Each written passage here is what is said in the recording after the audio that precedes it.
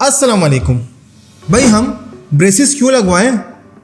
हम तो ऐसे ही ठीक है। ये जुमला शायद पाकिस्तान में रोजाना हजारों घरों में बोला जाता है। किसी की अम्मी कहती हैं भाई इतने पैसे खर्च करने का क्या फायदा। और फिर रही बात दोस्त की, दोस्त कहता है 2-4 तो टेढ़े दांत हैं, इसमें ऐसा क्या। और कुछ लोग तो सिर्फ इसलिए ब्रेसेस नहीं लगवाते कि लोग उनको देखकर हंसेंगे। लेकिन फिर जिंदगी में कुछ ऐसे लम्हे भी आते हैं, स्कूल ग्रुप फोटो, कॉलेज की गैदरिंग या फिर जॉब का पहला इंटरव्यू। और रही बात जब किसी रिश्ते के लिए तस्वीर भेजनी होती है तो उस वक्त बहुत से लोग सिर्फ एक काम करते हैं, वो स्माइल नहीं करते। मैं अपने क्लिनिक में बहुत सारे पेशेंट से मिला हूं और यकीन मानिए बहुत कम लोग मेरे क्लिनिक में आके ये बात कहते हैं डॉक्टर साहब मेरे दांत टेढ़े हैं और मैं खुलकर हंस भी नहीं सकता। और यहीं से कहानी शुरू होती है, क्योंकि हर स्माइल के पीछे एक कहानी होती है और कहानी को समझना ही असल डेंटिस्ट्री है। क्योंकि ब्रेसेस सिर्फ आपके दांत सीधे नहीं करता, बल्कि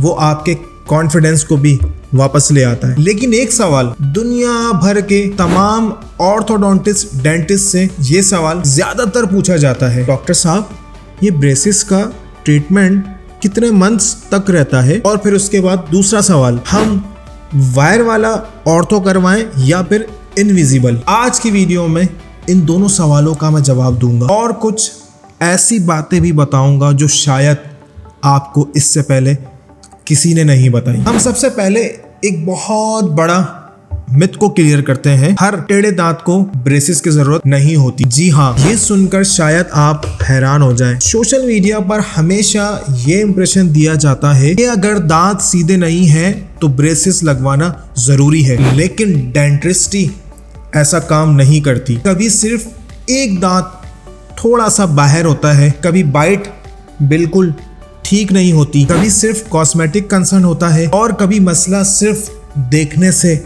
बहुत ज्यादा होता है। इसीलिए कोई भी डेंटिस्ट सिर्फ आपकी स्माइल देखकर ट्रीटमेंट स्टार्ट नहीं करता। वो ओपीजी एक्सरे देखता है, डिजिटल स्कैन करता है, बाइट को चेक करता है, जॉ की पोजीशन चेक करता है और फिर डिसाइड करता है कि ब्रेसेस जरूरी है या नहीं। क्योंकि ब्रेसेस फैशन नहीं, एक मेडिकल ट्रीटमेंट है। अब सवाल ये बनता है, अगर सिर्फ टेढ़े दांत वजह नहीं तो ब्रेसेस की जरूरत कब पड़ती है? इस बात का जवाब मैं आपको एक मिसाल से दूंगा। सोचिए, अगर अलमारी का दरवाजा टेढ़ा लग जाए तो वो बंद तो हो जाएगा लेकिन बार बार अटकेगा और वक्त के साथ साथ वो डैमेज भी होगा। हमारे दांत भी कुछ इस तरह ही काम करते हैं। जब दांत अपनी जगह पर नहीं होते तो सिर्फ स्माइल ही इफेक्ट नहीं होती, कभी ब्रशिंग प्रॉपर नहीं होती, कभी फ्लॉसिंग नहीं होती और कभी कभार खाना फंस जाता है और कभी गम्स पर प्रेशर भी फील होता है और कुछ लोगों में बाइट भी सही काम नहीं करती। यानी ब्रेसेस सिर्फ स्माइल को खूबसूरत बनाने के लिए नहीं बल्कि दांतों को सेहतमंद रखने के लिए भी लगवाए जाते हैं। अब यहाँ एक और इंटरेस्टिंग सवाल आता है, आखिर दांत टेढ़े होते ही क्यों हैं? क्या ये सिर्फ ब्रश ना करने की वजह है? नहीं, दांत टेढ़े होने की कई वजूहात हो सकती हैं। कभी जेनेटिक या आपके पेरेंट्स के क्राउडी टीथ हो तो आपके बचपन में भी ये चांस बढ़ जाता है। कभी बचपन की कुछ आदतें, जैसे कि बहुत सारे बच्चे अपना अंगूठा चूसते रहते हैं या टंग ट्विस्टिंग, कभी कभार दूध के दांत वक्त से पहले गिर जाए या फिर वक्त पर ना आए और कभी जॉ की ग्रोथ भी दांतों के साइज के मुताबिक नहीं होती। यानी दांतों की गलती नहीं होती, सिर्फ जगह कम होती है। इसीलिए इंटरनेट पर किसी की स्माइल देखकर अपना ट्रीटमेंट डिसाइड करना कभी सही नहीं होता। हर पेशेंट, हर स्माइल और हर जॉ बिल्कुल अलग होती है। यहाँ मैं आपसे एक कमेंट्स में सवाल पूछना चाहता हूँ, अगर किसी के दांत बिल्कुल वाइट हो पर उसकी बाइट खराब हो तो क्या वो हेल्दी स्माइल होगी? बिल्कुल नहीं। डेंटिस्ट्री में सीधे दांत ही इम्पोर्टेंट नहीं होते, उनका सही तरह मिलना भी इतना ही इम्पोर्टेंट होता है। कई पेशेंट ऐसे होते हैं सिर्फ एक साइड से ही चबा पा रहे होते हैं खाना, कुछ लोगों को च्युइंग में प्रॉब्लम होती है और कुछ लोगों के दांत इतने क्राउडी होते हैं कि ब्रश भी प्रॉपर तरीके से नहीं हो पा रहा होता और फिर वक्त के साथ साथ उसमें एक प्लाग बनना शुरू हो जाता है, गम्स इफेक्ट होते हैं और कैविटी का रिस्क तो फिर बढ़ ही जाता है। यानी ब्रेसेस का मतलब स्माइल को इंस्टाग्राम वर्दी बनाना जरूरी नहीं, बल्कि दांतों को सेहतमंद बनाना भी जरूरी होता है। और अक्सर मेरे क्लिनिक पर पेशेंट्स एक सवाल बहुत करते हैं कि डॉक्टर साहब ब्रेसेस का ट्रीटमेंट कितने साल तक चलता है। अब आते हैं उस सवाल पर जिसकी वजह से आप ये वीडियो देख रहे हैं। जब इस वीडियो को आप देख ही रहे हैं तो सब्सक्राइब करना भी फिर बनता है ना। डॉक्टर साहब ये ब्रेसेस का ट्रीटमेंट कितने साल या कितने महीने चलता है? और अगर मैं सिर्फ आपको एक लाइन में जवाब दे दूं तो जवाब है इट डिपेंड्स। लेकिन मुझे पता है ये जवाब सुनकर आप सेटिस्फाइड नहीं होंगे, इसीलिए आइए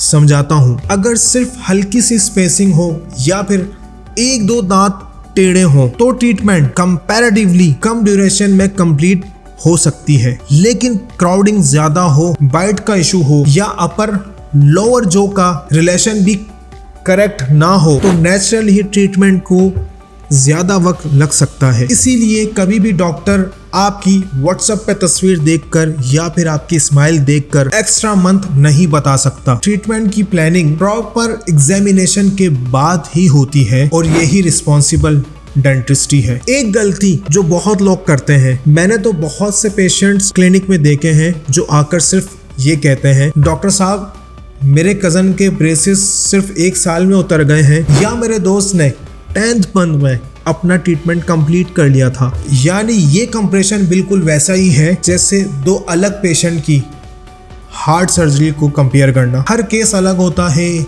हर एक बाइट अलग होती है, हर एक जो की ग्रोथ अलग होती है और इसी तरह हर ट्रीटमेंट का प्लान भी अलग होता है। इसीलिए कभी भी अपना ट्रीटमेंट किसी और के ट्रीटमेंट को देखकर कंपेयर मत करें। मुझे उम्मीद है कि आप इस वीडियो में ये बात तो समझ गए होंगे। और दूसरा ये भी बहुत कॉमन सवाल है, क्या ब्रेसेस जल्दी उतर सकते हैं? और इसका जवाब कभी कभी हाँ, लेकिन सिर्फ तब जब पेशेंट भी अपनी ट्रीटमेंट का डॉक्टर के साथ दे। अगर अपॉइंटमेंट्स रेगुलर हो, डॉक्टर की इंस्ट्रक्शन को फॉलो की जाए और रही बात ओरल हाइजीन उसको प्रॉपर मेंटेन करें तो ट्रीटमेंट चलने के स्मूथली चांस बहुत ज़्यादा बढ़ जाते हैं। लेकिन अगर हर महीने अपॉइंटमेंट्स पोस्टपोन होती रहे, ब्रैकेट्स टूट जाए, रबर बैंड्स ना पहने जाएं या ब्रेसेस का ख्याल ना रखा जाए तो ट्रीटमेंट नेचुरली डिले भी हो सकता है। यानी ब्रेसेस सिर्फ डॉक्टर नहीं लगाता, उन्हें सक्सेसफुल पेशेंट भी बनाता है। अब आते हैं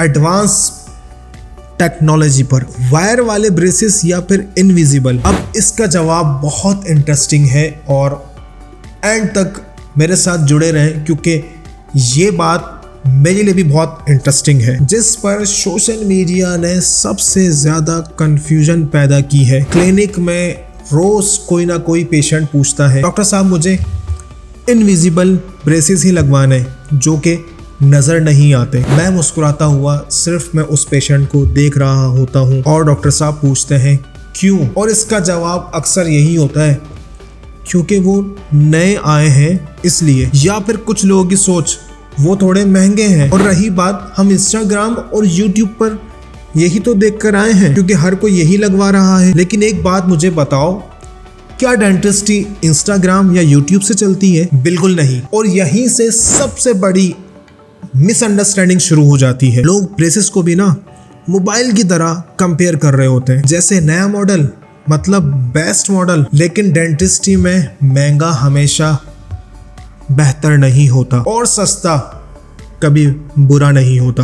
बेस्ट ट्रीटमेंट वही होता है जो आपके लिए बेस्ट हो, ना किसी इन्फ्लुएंसर के लिए, ना किसी एक्टर के लिए और ना ही आपके दोस्त के लिए। सबसे पहले बात करते हैं वायर वाले ब्रेसेस। ये ब्रेसेस बहुत सालों से यूज हो रहा है और एक वजह है कि दुनिया भर के आर्टिस्ट इस पे बहुत ट्रस्ट करते हैं और ये डॉक्टर्स को बहुत प्राइसेस कंट्रोल देते हैं। कॉम्प्लिकेटेड केसेस के अंदर भी इसका रिजल्ट बहुत एक्सीलेंट आता है। हाँ, ये नजर आते हैं, इस बात का इनकार बिल्कुल नहीं, लेकिन क्या पेशेंट के लिए ये सबसे प्रेडिक्टेबल ऑप्शन होते हैं और इसका चॉइस करना आपके लिए भी बहुत इजी होता है। अब बात करते हैं इनविजिबल ब्रेसेस की। ये क्लियर अलाइनर की मैं सबसे पहले एक बात क्लियर कर दूं, ये कोई मैजिक ट्रे नहीं है, ये भी एक ट्रीटमेंट है। इसका सबसे बड़ा एडवांटेज ये है कि दूर से खड़ा कोई शख्स आपको देखे तो वो पहचान नहीं सकता कि आप ब्रेसिस ट्रीटमेंट करवा रहे हैं।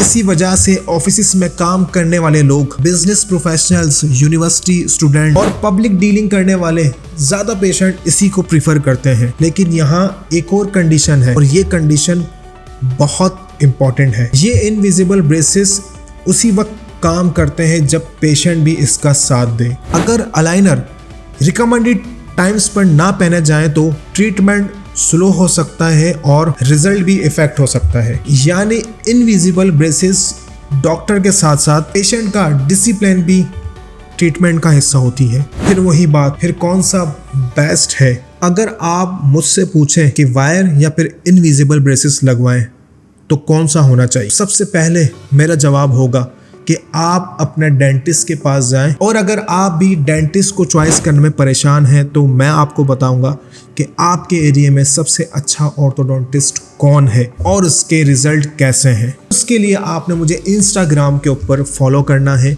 और टेक्स्ट करना है, क्योंकि हमारे क्लिनिक पर आने वाले पेशेंट्स के हम सबसे पहले एक्सरे देखते हैं, उसके दांत देखते हैं और उसके बाद हमारी रिकमेंडेशन होती है कि कौन से ब्रेसेस आपके लिए बेस्ट ऑप्शन है। हमारा काम हर पेशेंट को उसके लिए सही ट्रीटमेंट देना है और एक रिस्पॉन्सिबल डेंटिस्ट कोई ऑप्शन रिकमेंड नहीं करता क्योंकि वो महंगा है। मैं अगर आपकी जगह होता, अगर आज मैं खुद पेशेंट होता तो मैं कभी भी डॉक्टर से ये नहीं पूछता कि डॉक्टर साहब बेस्ट ब्रेसेस कौन से हैं। मैं सिर्फ यही पूछता मेरे केस के लिए बेस्ट ब्रेसेस कौन से हैं। बस ये एक लाइन आपको बहुत सी मार्केटिंग से बचा सकता है। और सबसे ज़रूरी बात, ब्रेसेस का गोल मेटल लगाना नहीं होता, प्लास्टिक ट्रेन पहनना नहीं होता। गोल होता है एक हेल्दी बाइट और एक हेल्दी स्माइल और उसके साथ साथ एक कॉन्फिडेंट इंसान। और अगर ये तीन चीज़ें मिल जाए तो ट्रीटमेंट सक्सेसफुल है, चाहे वो वायर ब्रेसेस से हो या फिर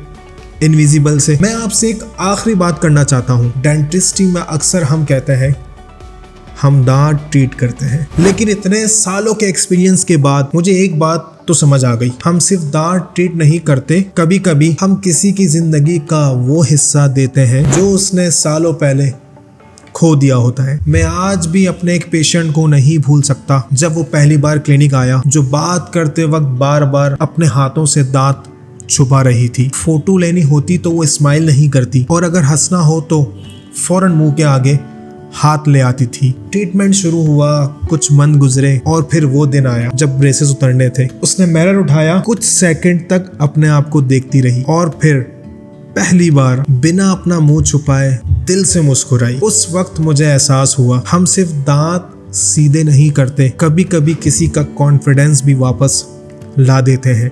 और यकीन मानिए, एक कॉन्फिडेंट स्माइल सिर्फ चेहरा नहीं बदलती, कभी कभी जिंदगी भी बदल देती है। अगर आज की वीडियो से आपको कोई नई बात सीखने को मिली हो तो इस वीडियो को जरूर शेयर करें। हो सकता है आपका एक शेयर किसी ऐसे इंसान तक ये बात पहुंच जाए क्योंकि उसे भी लगता है अब बहुत देर हो चुकी है। और अगर आपके जहन में ब्रेसेस से लेकर कोई भी सवाल है तो कमेंट्स में मुझसे पूछ सकते हैं या फिर इंस्टाग्राम के जरिए मैसेज भी कर सकते हैं। मैं खुद उन्हें पढ़ूंगा और आपको एक अच्छे ऑर्थोडोंटिस्ट से जरूर मिलवाऊंगा। ऐसी वीडियोस के लिए नबील्स वॉइस बॉक्स को, जो डेंटल इंफॉर्मेशन की एक ज़बरदस्त इंफॉर्मेशन देता है, सब्सक्राइब कर लें। लेकिन बात यहाँ ख़त्म नहीं हुई। सोचिए, आपने 18 से 24 महीने तक अपने ब्रेसेस का ट्रीटमेंट कंप्लीट कर लिया, ब्रेसेस उतर गए और कुछ महीनों के बाद दांत दोबारा हिलना शुरू हो गए। क्या वाकई ऐसा हो सकता है? अगर हो सकता है तो उससे बचने का तरीका क्या है और रिटेनर नाम की चीज़ इतनी ज़रूरी क्यों है? इसी असल सच पर बात करेंगे नबील्स वॉइस बॉक्स के अगले एपिसोड में। मिलते हैं अगली वीडियो में। अल्लाह हाफिज।